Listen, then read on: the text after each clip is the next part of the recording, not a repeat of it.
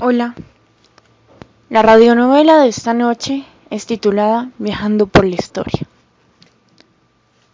Dos amigas se ven involucradas en un viaje a través de la historia, en el que los imprevistos no son suficientes y donde se demuestran su ingenio viajando por la historia. Queridos radioescucha, hoy nos envolveremos en una nueva historia llena de sucesos inesperados que nos atrapará y llena de inquietud. Los personajes que nos acompañarán en este viaje por la historia son Margarita Flores, Carla Segundos, narrador y personajes secundarios. La historia que a continuación escucharán es sin duda una fabulosa. Viajaremos por el tiempo buscando historia, olfateando historia, viviendo historia. Compañeros, acompáñenos en este viaje. En la primavera del 2015, Margarita, como todas las mañanas, se dirigía a su escuela con una mayor ímpetu de la que usualmente tenía, pues era un día diferente. Hoy a las horas pasadas del meridiano presentaría su proyecto para el cupo en la universidad, en donde estudiaría comunicación social y periodismo. El día, sin duda, no era muy bueno. Caían las gotas de par en par, impidiendo que Margarita protegiera su preciado trabajo, pero se las ingenió para que nada le pasara. La emoción la entorpecía y los nervios llenaban su cuerpo.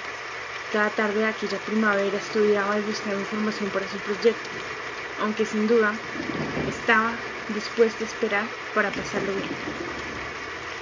La tormenta empezaba y aquella muchacha no tenía protección. El día no lo esperaba. Lo único que pedía era llegar temprano a la cita para la presentación de su proyecto. ¿No me podría pasar algo peor? El pie de Margarita había quedado en un charco hondo y estaba totalmente mojado. Definitivamente hoy no era su día. Aunque el susto fue más grande cuando sintió que tomaban su cuerpo y el proyecto por el que se desveló tantas noches había quedado al suelo, mojado de la torrente de agua que bajaba por el cielo. Sus esperanzas cayeron al suelo, al igual que sus lágrimas.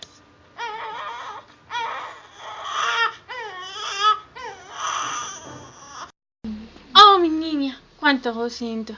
No te fijas, muchacha. Has arruinado mi valioso trabajo. ¿No la podrías volver a mí? 100 hojas, 7 meses, 210 días. ¿Crees que podría volver a hacerlo para la 1:15 de la tarde?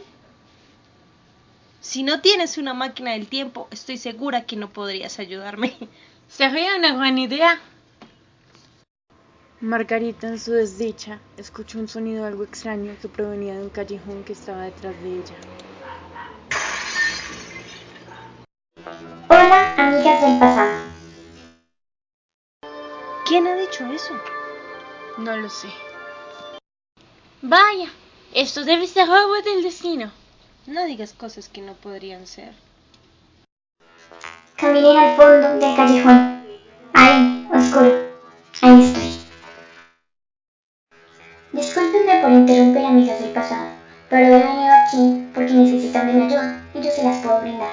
Si lo que necesitas es ayuda, cuenta 3 y la cita es tuya. ¿Qué es el pasado o el futuro? ¿Son variaciones temporales? Un momento, ¿cómo es que sabes hablar siendo un objeto? Tu respuesta es acertada. Ahora me presentaré. Soy Martel Pro 2358, creada en el año 2074, cuya función es alternar el pasado y el futuro. ¿Desean recibir mi ayuda? ¿Cuáles son las condiciones? Ganaros vuestra petición, es decir, ganar vuestro trofeo para realizar este viaje. Debo recordarles que no pueden alternar el pasado. Podrían ocurrir cosas catastróficas. Ahora nos ubicaremos en la época de 1450. ¿Pero qué ocurrió en esa época? Se inventaron los tipos móviles y la base para la imprenta por Gutenberg. Las gentes vestían pueblerinamente. No había conformación textil definida y privilegiaba el color marrón por la suciedad y las calles no pavimentadas. Para realizar este viaje tendré que tomar forma humana.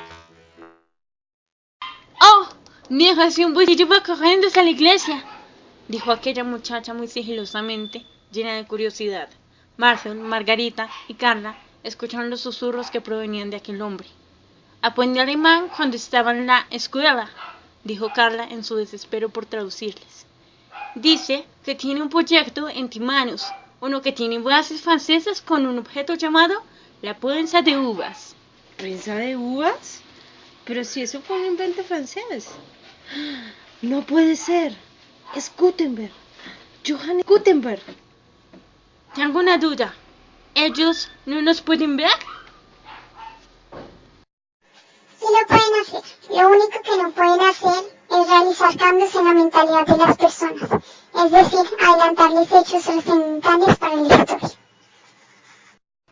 Y así las tres personas siguieron al hombrecillo, que corría hasta un taller de orfebres en donde se encontraba un hombre bien distinguido, con apariencia elegante.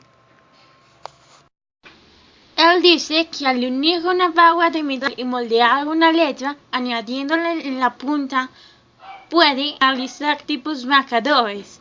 Es uno de los inicios de la actual máquina de escribir.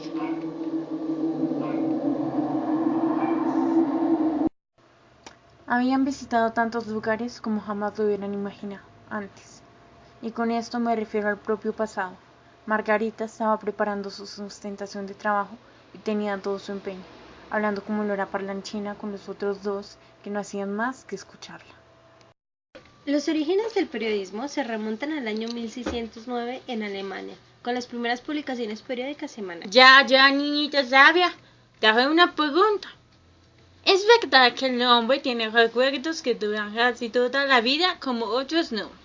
¿Me podrías decir ejemplos de aquellos métodos que usaban en la antigüedad para recordar cartas?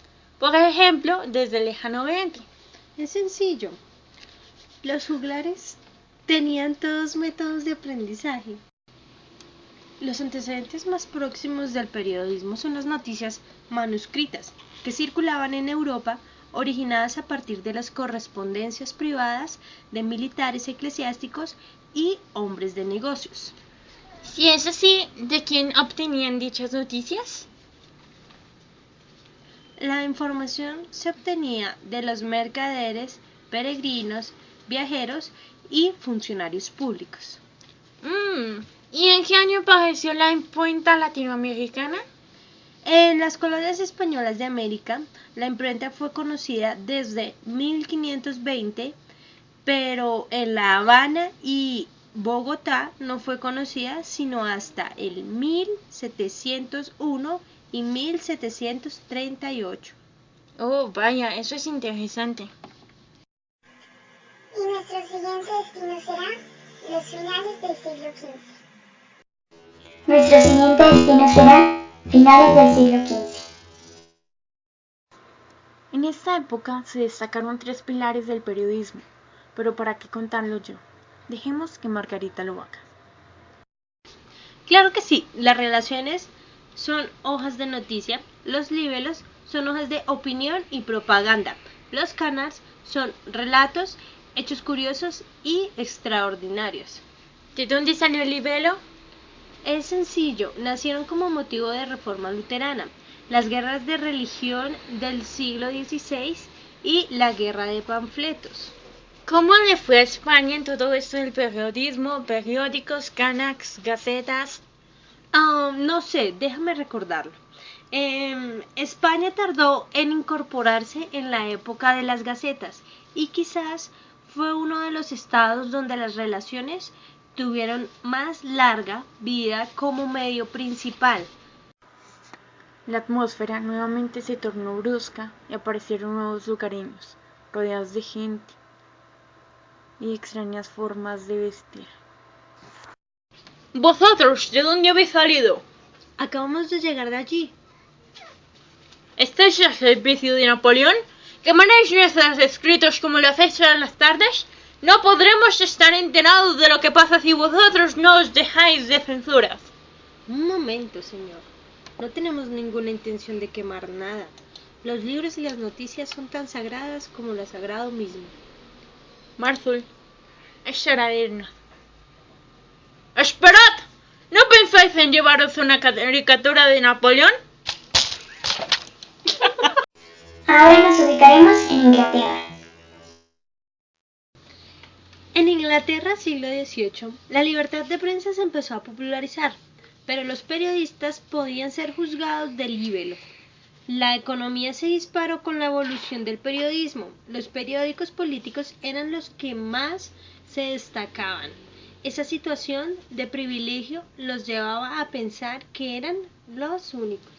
¿No había prohibiciones o requisitos en la época por la propagación de periódicos?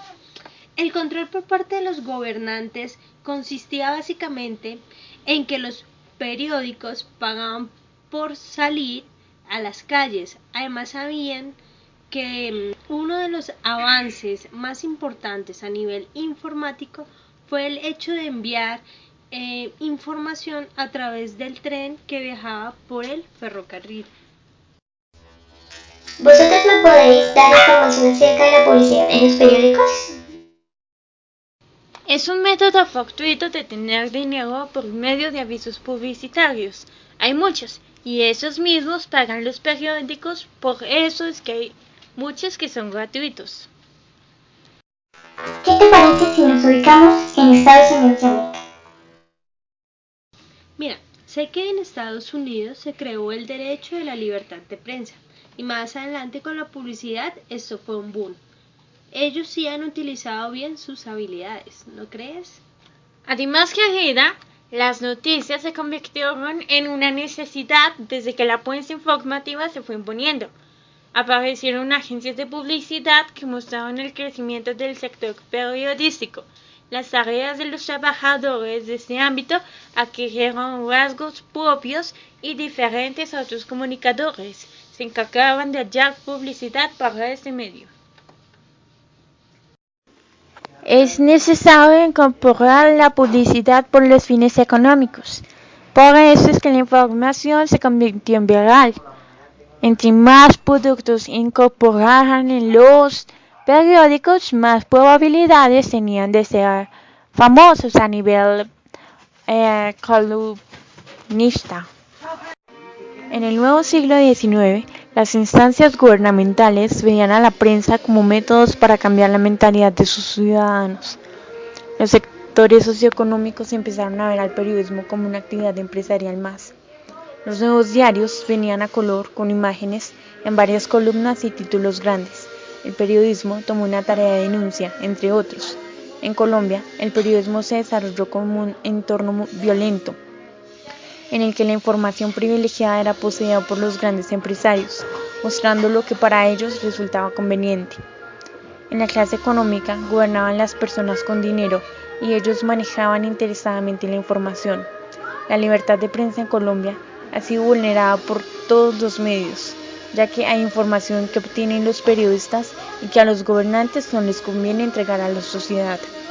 Por ello, el país está polarizado entre los conservadores y los liberales, y aún lo fue más en la época del Frente Nacional, en el que por el hecho de tener una corbata roja o azul ya los mataban indiscriminadamente. Nuestro país ha enfrentado muchos tipos de crímenes en contra de la sociedad. Las víctimas han sido mortales en muchísimos casos.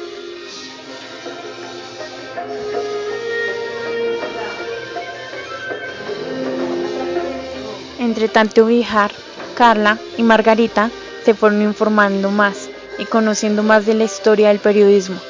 Con cada país y cada época vivían la experiencia y fueron testigos de cada paso por el progreso del periodismo en el mundo, usando telégrafo, teléfonos, ferrocarriles, cartas, canciones, métodos de registro, radio, hasta llegar hasta hoy, la internet.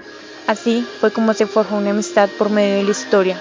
Marcel llevó a Margarita al momento justo antes de botar su trabajo para el proyecto, para luego sacar sus dotes mentales y antes de todo ganar el cupo en la universidad. Carla, años después, fue quien creó la máquina del tiempo, Marcel. Así pudo seguir explorando y viajando a través del tiempo. Esperamos que se hayan divertido con esta historia. Los esperamos en una nueva noche llena de conocimiento. Hasta otro día.